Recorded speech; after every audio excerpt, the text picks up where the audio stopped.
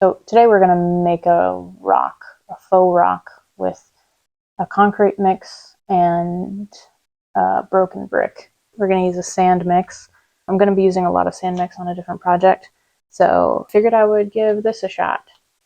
These are just experiments. I'm going to get into some higher strength, more vertical application type concrete in the future, but I had all this stuff on hand and I just wanted to play around with it, see what kind of textures I could get.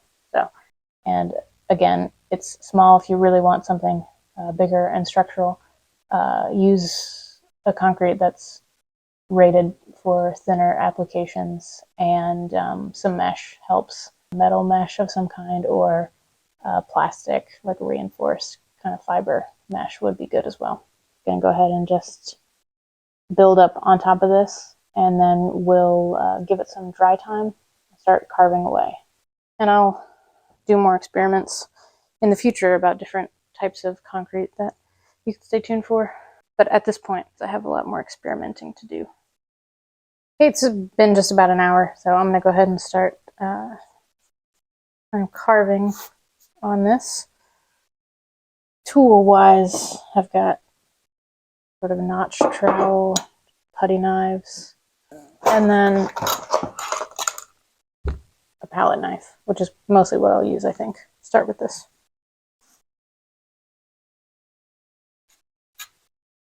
Now you definitely want to wait until it becomes this sort of consistency, so when you start breaking off pieces, it leaves behind this really natural texture. Brush it off, just smooth it out a little bit, but this kind of broken edge is what we're looking for. And some variation is also nice. You could have some smoother parts as well mixed in. And just try to keep in mind that your armature, in this case the broken brick, is in there somewhere, and you don't want to go too deep, but undercuts help sell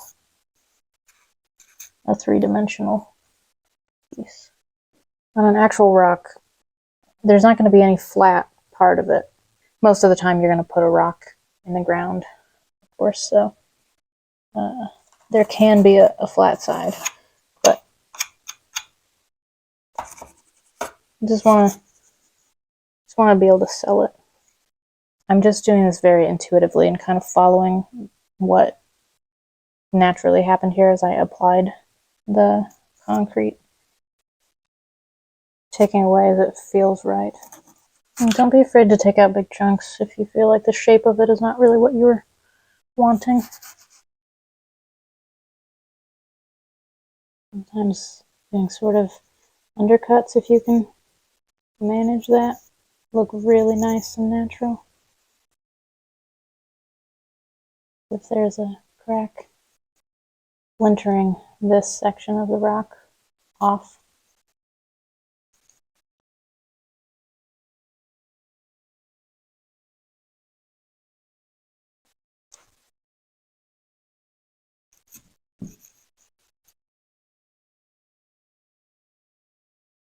Now, of course, right here, I've revealed my brick.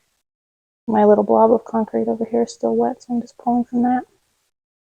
This is much drier because of the brick underneath.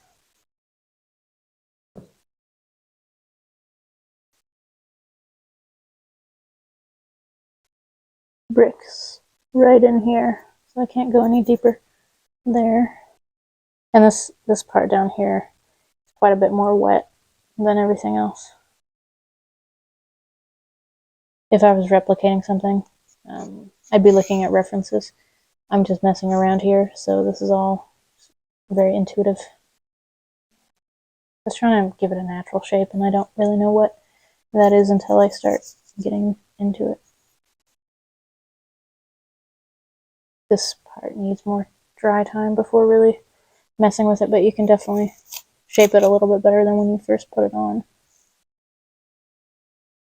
Unless you're looking at a reference, you're not married to anything, so I think it's always useful to start sculpting and see what comes out of it.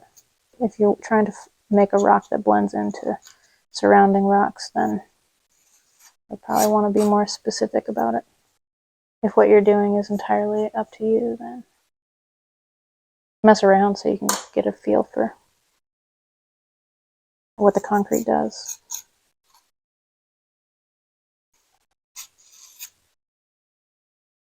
And you can see brick under there. And this isn't really sticking all that well to that. So I'm going to put it back on to hopefully, I don't want that side to break off eventually when I move it. So the more you can get the pieces to crack away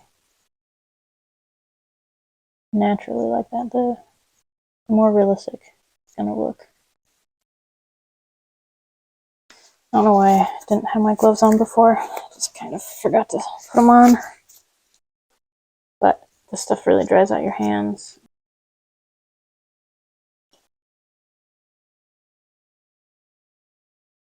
Sometimes you can like the way something looks and it's still not feel right. Mess around with it until it does. I'm not trying to match these textures, but it's helpful to look at actual rocks. This is almost as if I'm building a rock face for a miniature in the way that I'm tooling this. So proportions play an important role on what the end result is going to look like. All this texture in here came from just breaking chunks off. So you really want to, use that to your advantage, because that looks really natural, more so than a lot of the stuff I've been messing around with. But it also depends on what kind of rock you're going for. So what I'm doing right now is just kind of assessing what I can remove. I keep wanting to really dig into this, but I got my armature down there. That's something to keep in mind with your armatures is it necessary or is it getting in the way? So at an earlier point in this sculpture, I feel like it could have easily looked like a gigantic boulder for a miniature. I feel like it changed quite a bit with minimal, just breaking off some more stuff so that my edges look more full scale.